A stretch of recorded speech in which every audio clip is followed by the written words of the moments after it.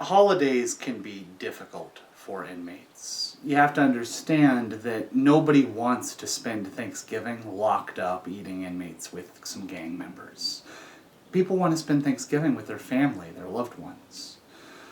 As a result, holidays mean something just a little different to inmates than they do to people out in the free world.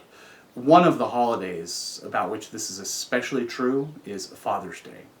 It should come as no surprise that many inmates have strained relationships with their fathers.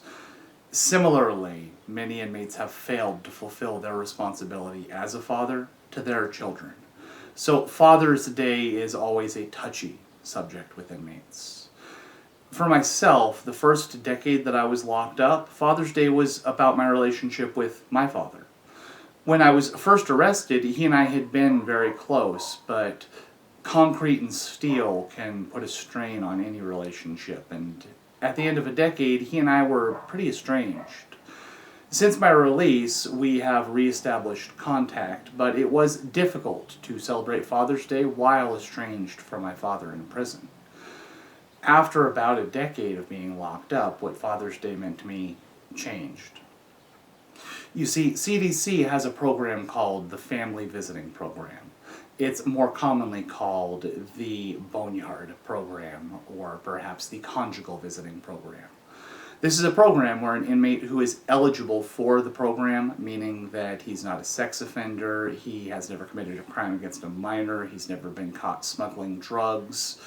If you're eligible and you behave yourself, you can be allowed to spend 2 full days with an approved visitor away from all of the other inmates in an isolated part of the prison. I got to do this with my wife for 2 whole days every couple of months for a large portion of my term, and it truly made the difference for being able to stay truly connected to her.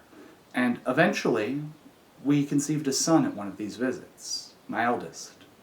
A couple of years later, we conceived another son, my youngest. A couple of years after that, I came home. Since then, I've gotten to be a full-time father to my boys, and it is the most rewarding and wonderful experience I can imagine. It means even more to me for having been denied their presence for so many years while I served my term. I clean owies, and I read bedtime stories, and it's just a wonderful way to spend my life. While incarcerated, there was one thing that I could do to really try to be a decent father and fulfill my duties to my children, and that was to stay away from drugs.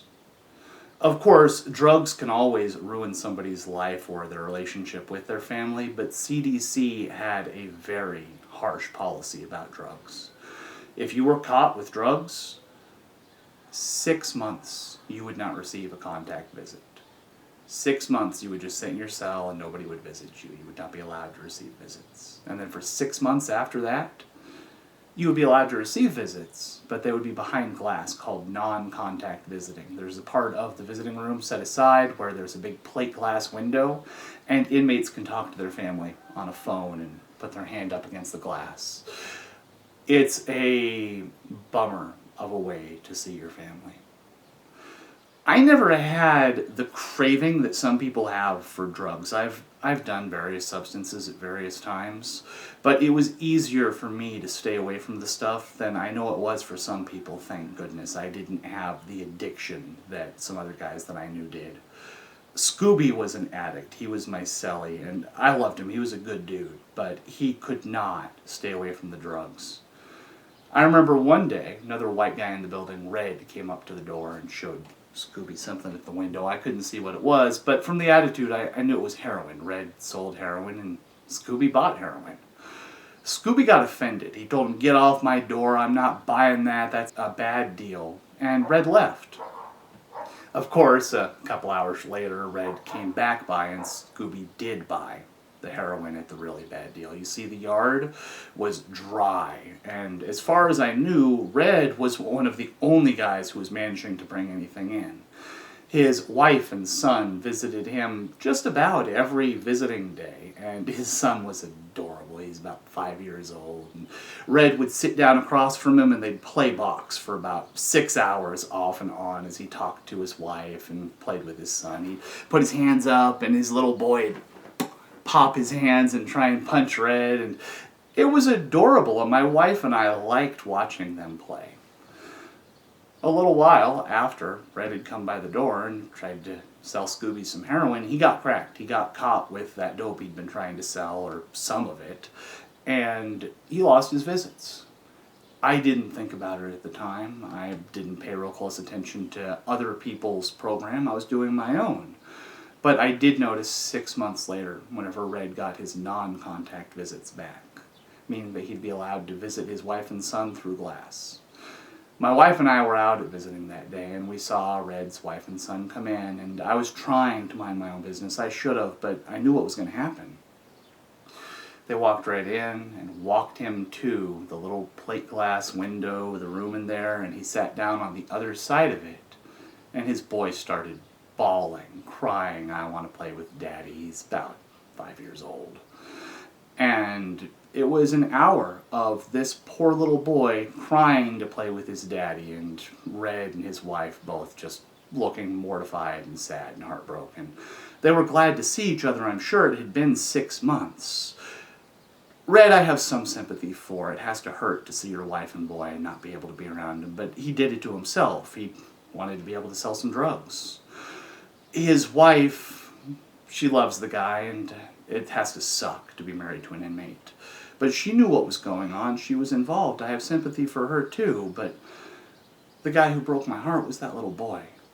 That little boy doesn't understand that Daddy got in trouble, and I guarantee you he doesn't care about Daddy selling drugs to my cellie. He just wants to play. And he couldn't. That visit lasted over an hour, and the boy cried the whole time, and then finally when it was time to go, and he realized that it wasn't going to change, that was the whole visit, he started panicking and crying and begging, "Please, Mommy, please, Daddy." It's not the cops' fault either. They're just doing their job, but it was one of the saddest things that I ever saw. Father's Day is a special day. It's an important day, and being a father is such a gift. If you are a father, don't take it for granted. Take the time, because they grow up so fast. And to the sons and daughters out there, take the time to appreciate your father, because we grow up so fast. We are mortal. That means we have a set number of years on this earth. And I know we all know that, but it means we only have so many Father's Days. You only get so many days when your father is alive, and you get to appreciate him. And then that's it. There will be no more. After that, your Father's Days will be the days that you remember the man and hopefully appreciate him then. Whatever Father's Day may mean to you, don't waste it. It's a special day.